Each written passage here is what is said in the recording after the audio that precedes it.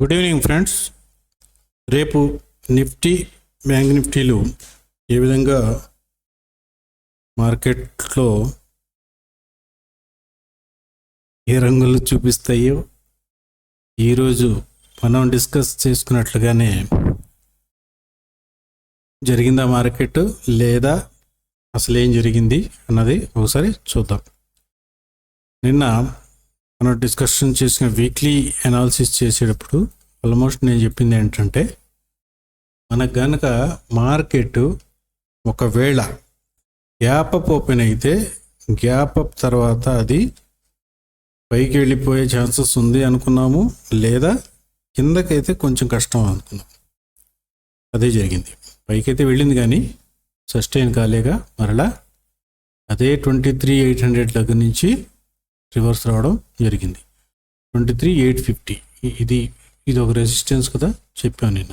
ఇక్కడి నుంచే రిటర్న్ వచ్చింది, మరలా కిందకి కూడా వచ్చింది, మరలా ఇదే సపోర్ట్ తీసుకుని చూడండి. కరెక్ట్గా ఈ క్యాండిల్ హై నుంచే సపోర్ట్ తీసుకొని మరలా ఇది పైకి వచ్చేసింది. ఇదంతా ఏంటంటే ఇప్పుడు ఎక్స్పైరీ దగ్గర వస్తుంది కదా, వీక్లీ ఎక్స్పైరీ. సో మొదలైంది నాటకం. ఇది నార్మల్. ఓకే, సరే. దీంట్లో రెండు గమనించదగ్గ విషయాలు ఏంటంటే రెండు ఉన్నాయి. ఒకటి వచ్చేసి ఈరోజు క్యాండిల్ వచ్చేసి ఇన్సైడ్ క్యాండిల్ ఫస్ట్. ఓకే, రెండోది వచ్చేసి అది డోజీ ప్లస్ ఇన్సైడ్. ఈ రెండు కాంబినేషన్ చూసారా? అది దాన్ని అర్థం చేసుకోగలిగితే చాలు. సరే, అసలు మనం ఒకసారి సపోర్ట్ ఏంటి, రెసిస్టెన్స్ ఏంటన్నది చూసుకుంటే చూడండి. ఈ క్యాండిల్ హై ఉంది కదా, ఈ క్యాండిల్ హై అదే ఈరోజు మ్యాక్సిమం సపోర్ట్లా పనిచేసింది. అదే తర్వాత ఈ క్యాండిల్లో రెసిస్టెన్స్గా పనిచేసింది. సో ఇది జరిగింది. అయితే రేపు మనం ఈ డోజీ ప్లస్ ఇన్సైడ్ ఈ క్యాండిల్ని ట్రేడ్ చేసేప్పుడు దీనిలో దీని హై ఫస్ట్ ప్రిఫరెన్స్ ఇవి, సెకండ్ ప్రిఫరెన్స్ వచ్చేసి mother candle high, mother candle లో. చాలు, ఇంతకు మించి ఏమీ ఆలోచించాల్సిన అవసరం లేదు. ప్లస్ ఇదే రేంజ్లో కనుక ఉంటే మార్కెట్ అవాయిడ్ చేయండి, బెస్ట్. ఇక్కడి నుంచి మార్కెట్ టర్న్ అయ్యే ఛాన్సెస్ కూడా ఉన్నాయి. ఇక్కడి నుంచి ఒక గ్రీనిష్ క్యాండిల్ ఫామ్ అయ్యి ఇదే పైకి వెళ్ళిపోయే ఛాన్సెస్ కూడా ఉన్నాయి. ఒక 1 or 2 days కోసం పైకి వెళ్ళి మరలా కిందకు రావచ్చు, లేదా దాని కంటిన్యూటీ అంటే ఒక పుల్ బ్యాక్ తర్వాత మరలా కంటిన్యూగా పైకి వెళ్ళిపోయే ఛాన్సెస్ కూడా ఉన్నాయి. అదేవిధంగా ఇక్కడి నుంచి ఒక 2 days పైకి వెళ్ళిన తర్వాత ఇక్కడి నుంచి కంటిన్యూస్గా ఫాలో అయ్యే ఛాన్సెస్ కూడా ఉన్నాయి. అవి తర్వాత విషయాలు. మనకు కావాల్సింది ఏంటంటే ఇప్పుడు ఈ క్యాండిల్ని ఎలా ట్రేడ్ చేయాలి. ఈ క్యాండిల్ని ఎవరైనా ఇన్సైడ్ క్యాండిల్ ఎలా ట్రేడ్ చేస్తారంటే, దీని హై బ్రేక్ అయితే సి సైడ్ వెళ్తారు, దీని లో బ్రేక్ అయితే పి సైడ్ వెళ్తారు. కాన్ఫిడెన్స్ ఉన్నవాళ్ళు, పాత ట్రేడర్స్ అంటే ఎక్స్పీరియన్స్డ్ ట్రేడర్స్ అయితే దీని హై దీని లో కట్ అయితేనే ట్రేడ్ చేస్తారు. అదే నోవెస్ ట్రేడర్స్, కొత్త ట్రేడర్స్ అయితే మ్యాక్సిమం దీనికోసం వెయిట్ చేయాలన్నమాట. దీనికోసం వెయిట్ చేస్తూ కూర్చుంటారు అంటే ఇది వచ్చేసి 500 పాయింట్లు ఉంది. దీనికోసం వెయిట్ చేయలేం కదా, ఎవరు చేయలేరు. కొత్త వాళ్ళు చేయలేరు, పాత వాళ్ళు కూడా చేయలేరు. సో ఇదైతే మనకి ఈజీగా ఒక 200 పాయింట్స్ ఉంది. సో ఇదైతే ఈజీ అనమాట. రేపు ఎక్కడ ఓపెన్ అవుతుందో దాన్ని బట్టి ప్లాన్ చేయండి. రేపు ఒకవేళ గ్యాప్ అప్ అయితే దీన్ని బ్రేక్ చేసుకుని పైకి వెళ్తే మాత్రం సి సైడ్లో ఈ లెవెల్ దాకా వచ్చే ఛాన్సెస్ అయితే ఉన్నాయి. దానికంటే ముందు ఈ లెవెల్ కూడా ఒకటి ఉంది చూడండి. ఇక్కడి నుంచి రెసిస్టెన్స్ తీసుకోవచ్చు 24,000 నుంచి. ఓకే, ఒకవేళ దీన్ని బ్రేక్ చేసుకుని పైకి వెళ్ళినా కానీ 24,000 నుంచి మరలా రెసిస్టెన్స్ వచ్చి కిందకు రావచ్చు. అలా కాకుండా రేపు ఇంకోటి కూడా జరగవచ్చు. ఇక్కడ జనాలు షార్ట్ చేసి ఉంటారు కదా, ఈ షార్ట్ చేసిన వాళ్ళందరి షార్ట్ కవరింగ్ వచ్చే ఛాన్సెస్ కూడా ఉన్నాయి. సో రేపు ఫామ్ అయితే గ్రీన్ క్యాండిల్ ఫామ్ అవ్వాలి పెద్దది, అది రెడ్ ఫామ్ అయినా పర్లేదు, అది కూడా అవ్వచ్చు. ఎందుకంటే మార్కెట్ ఈ లోస్ని కట్ చేయడానికి రావాలండి. నేను యాక్చువల్గా దీనికోసం వెయిట్ చేస్తున్నా, ఈ లోన్ కట్ చేయడానికి రావాలి. అది చూద్దాం, ఏదైనా అవ్వచ్చు. ఓకే, సో 15 మినిట్స్లో చెప్పుకోవాల్సింది ఏమీ లేదు దీంట్లో. ఇది నో ట్రేడింగ్ జోను, దీనిపైకి వెళ్తే సి, దీని కిందకి వస్తే పిఈ.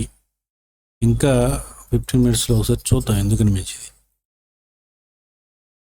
అదే ఉంది, ఇంకా అంత మించి. ఇంకోటి ఏంటంటే, ఒకవేళ ఇన్ కేస్ ఈ ట్రెండ్ లైన్ కూడా ఒకసారి చూసుకోండి. ఈ ట్రెండ్ లైన్ బ్రేక్ అయినా కానీ మనకి ఈ రేంజ్ దొరికిద్ది. దీని తర్వాత ఇది కూడా బ్రేక్ అయితే ఇంకొంచెం రేంజ్ వస్తుంది, అదొకసారి చూసుకోండి. ఇది బ్రేక్ అయితే ఈ రేంజ్ దాకా వస్తుంది, దాని తర్వాత పైకి వెళ్ళినా వెళ్ళచ్చు, లేదా కిందకి మళ్ళీ టర్న్ అవ్వచ్చు. Anything can happen. కాకపోతే ఏంటంటే గ్యాప్ అప్ ఓపెన్ అయితే మాత్రం ఈ 23,850 పైన ఓపెన్ అవ్వాలి, అప్పుడే మార్కెట్లో సస్టైనబిలిటీ వస్తుంది. లేకపోతే ఏమవుద్ది, ఇక్కడ చూడండి గ్యాప్ ఓపెన్ 850 దగ్గర నుంచి ఇది ఫాల్ అయిపోయింది. సో అందుకనే ఎప్పుడైనా కానీ చూసేటప్పుడు, ట్రేడ్ చేసేటప్పుడు కానీ ఎప్పుడైనా కానీ ఇలాంటి క్రూషియల్ ఏరియాస్ని మార్క్ చేసి పెట్టుకోండి, ఈజీగా ఉంటుంది ట్రేడ్ చేయడానికి. ఓకే, బ్యాంక్ నిఫ్టీ చూద్దాం. బ్యాంక్ నిఫ్టీలో కూడా పరిస్థితి ఏంటంటే చూడండి, ఇక్కడ ఇది ఒక రేంజ్లో ఫామ్ అయింది, ఇదొక రేంజ్, ఇదొక రేంజ్. ఆ రేంజ్ లోపలే ఉంటుంది. బ్యాంక్ నిఫ్టీ దగ్గర పెద్దగా ఎక్కువ అయితే ఏం లేదు. కాకపోతే ఏంటంటే ఐ థింక్ ఈ లోస్ ఉన్నాయి కదా, ఈ లోస్ని కట్ చేయడానికి ఒకసారి రావాలి. ఇది ఈ లో కూడా ఉంది, దీన్ని కట్ చేయలేదు. ఇంకా ఈ లోస్ కూడా ఉన్నాయి, దీన్ని కూడా కట్ చేయలేదు. సో ఇవైతే బాగా పాతాయి కాబట్టి వీటితో సంబంధం లేదు. ఈ లోస్ మాత్రం కొంచెం అంత పెద్ద ఏం కాదు. సో వస్తే ఈ లోని కట్ చేయడానికి రావాలి, చూద్దాం ఏం చేస్తాం. ప్లస్ బ్యాంక్ నిఫ్టీలో కూడా అదే పరిస్థితి, ఇన్సైడ్ క్యాండిల్ కాకపోతే డోజీ కాదు. సో దీంట్లో కూడా ప్లాన్ ఎలా ఉండాలంటే మీది, దీని హై, లో, తర్వాత mother candle high, mother candle లో, ఇదే రేంజ్లో ట్రేడ్ చేసుకోండి అంతే, అంతకు మించి ఏమీ లేదు చెప్పడానికి దీంట్లో. సో ట్రేడ్ చేసేటప్పుడు కొంచెం జాగ్రత్తగా చేయండి. నిఫ్టీకి బ్యాంక్ నిఫ్టీకి ఎక్స్పైరీస్ కూడా ఉన్నాయి దగ్గరలో, సో జాగ్రత్తగా చేయండి. నాకు తెలిసి ఒక 2-3 డేస్ ట్రేడ్ చేయకపోవడమే బెస్ట్. మంగళవారం ఒకరోజు చేయకపోతే బుధవారం ఎలాగో సెలవు, గురువారం కూడా నిఫ్టీ ఎక్స్పైరీ ఉంటుంది, ఆ రోజు కూడా వదిలేస్తే శుక్రవారం నుంచి ఫ్రెష్గా చేసుకోవచ్చు.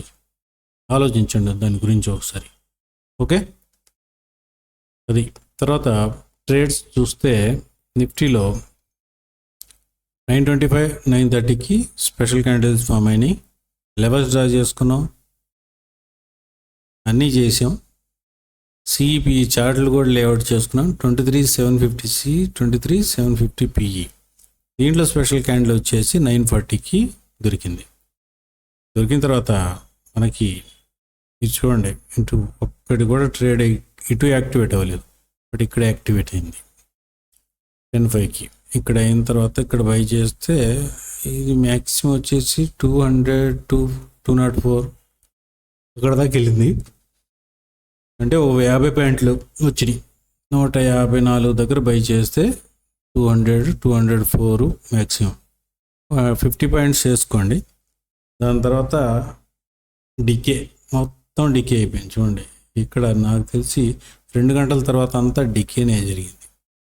220 తర్వాత మొత్తం డికేనే, ఏమీ రాలా. ఆప్షన్ సెల్లర్స్ పండగ.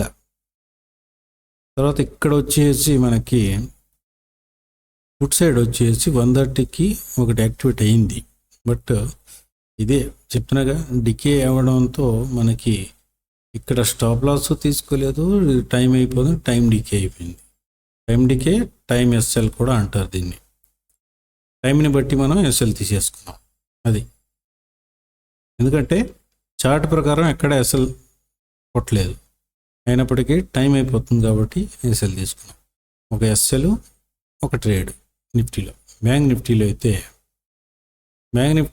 కొంచెం లేట్ అయింది. స్పెషల్ క్యాండిల్కి 940, 945. తర్వాత లెవెల్స్ డ్రా చేసుకొని బ్రేక్ డౌన్ ఇక్కడ అయింది. దాన్ని బట్టి సిఈపి చార్ట్స్ చూస్తే 51,200 సిఈ, 51,300 పిఈ. దీంట్లో వచ్చేసి స్పెషల్ క్యాండిల్ 955కి ఇక్కడ దొరికింది. సో దాని తర్వాత పిఈ సైడ్ ఒక్క ట్రేడ్ కూడా యాక్టివేట్ అవ్వలేదు. బట్ సిఈ సైడ్ చూడండి, ఇక్కడ ఒకటి యాక్టివేట్ అయింది.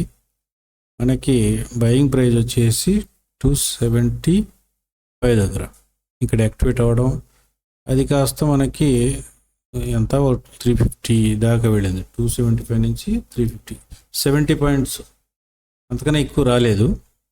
సో ఓకే, పెద్ద అసలు ఈరోజు మార్కెట్లో ట్రేడ్ దొరకడమే కష్టంగా అనిపించింది.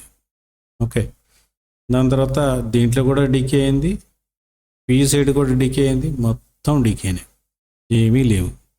అది సో నిఫ్టీలో ఒక ఎస్ఎల్ ఒక ట్రేడు, బ్యాంక్ నిఫ్టీలో ఒక ట్రేడ్. అది ఓకే ఫ్రెండ్స్, జాగ్రత్తగా రేపు ట్రేడ్ చేసేప్పుడు చాలా కంట్రోల్డ్ వేలో చేయండి. అసలు చేయకుండా ఉంటే ఇంకా బెస్ట్. 1-2 రోజులు వదిలేస్తే బెస్ట్. ఎందుకంటే ఇప్పుడు క్రూషియల్ టైం ఇది. మంత్లీ ఎక్స్పైరీస్ దగ్గరకు వస్తున్నాయి. ఆ ఎక్స్పైరీలు, ఈ ఎక్స్పైరీలు, అంత తలకాయ నొప్పి ఎందుకని చెప్తుంది. Okay, thank you friends, thank you very much.